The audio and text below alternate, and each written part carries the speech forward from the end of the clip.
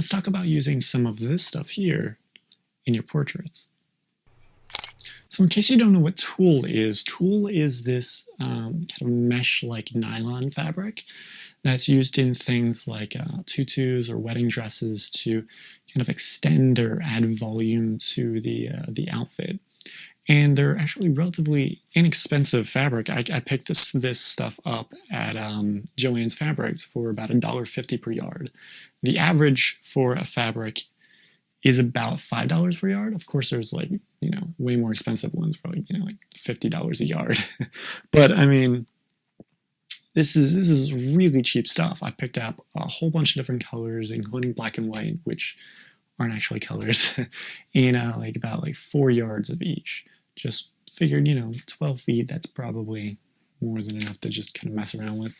And I wanted to experiment with using them in some of my portrait photos, and I had a shoot coming up, which has since passed, that I thought would be a good time to kind of experiment with it. Because we didn't really have very strong concepts going into it, like ideas of what we wanted. I had 2 ideas, and we did them within 20 minutes, and we're like, well, we've got 2 hours, well, why don't we mess around with some of this tulle? So we did, and she was up for it, and we got a whole bunch of different things. Now, we did try some stuff, and it didn't work out, like trying to throw the tulle into the air to kind of add drama and kind of a fluid motion to it, and it didn't work out well. But some of the things that we tried did work out, like these 2 photos here, where we used a black and a red colored tulle, and kind of wrapped it around her and wrapped it over top of her, kind of creating a faux outfit out of it, and kind of this long, well, you can see in the photos here, this long kind of draped kind of look here with some of it over top of her as if it was like a hood. It kind of gives you this longing, kind of mysterious thing while still almost being ethereal in a certain sense. Very dramatic. And I said black and white, or excuse me, I said black and red. And you might be wondering, well, why is it purple? I used a red gel on the light to make the, well, a light red, and subsequently turned the black of the tulle into purple, thanks to the red and also the white balance of the image. But they turned out really well, and I think, even though her hair doesn't really match the color scheme, I think it kind of adds to the very colorful, dramatic look to the images here. And from those set of images, we moved on to doing these here, which were also really cool. We got, I put the black backdrop on the floor. She was actually lying on the ground. I had a stepladder above her, awkwardly placed, standing there shooting down on her.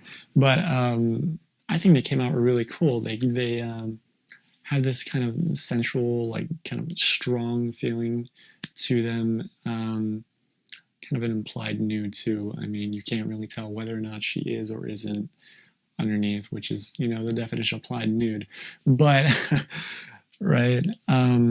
But we chose blue and this greenish aqua color, which really matched her hair perfectly. It was actually amazing at how well the tones matched. I didn't do any kind of photoshopping to make the colors changed here, and kind of layered them over top of her in different ways, and that turned out really well. And then for the last set of images, we tried this stuff here, and yes, that is the same person. She's just wearing a wig. She had a whole bunch of wigs, and it was like, why don't we try some of the stuff with the wigs? Because she came packed with a million clothes.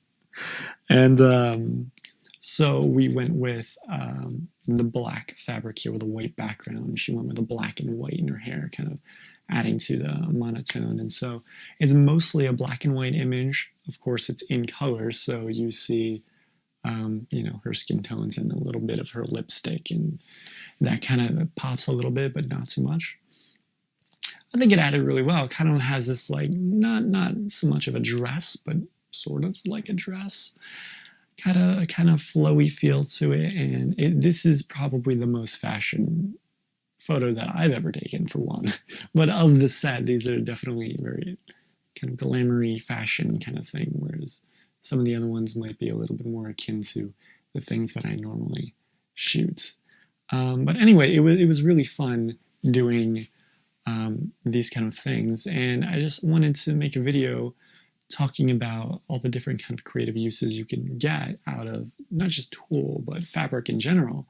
Of course, I used it sort of like clothing, kind of wrapping it around, but I mean, you can use it in different ways. It doesn't have to be this, and there's so many different things we could have done. Of course, you're limited by time, but in the future, I will be doing more things like this. You can, I mean, hell, you can make it into a hammock. You can wrap her up like a mummy. Hang from it. I don't mean like a noose, but I mean, sure, that too. I meant like hands or something. I don't need whatever.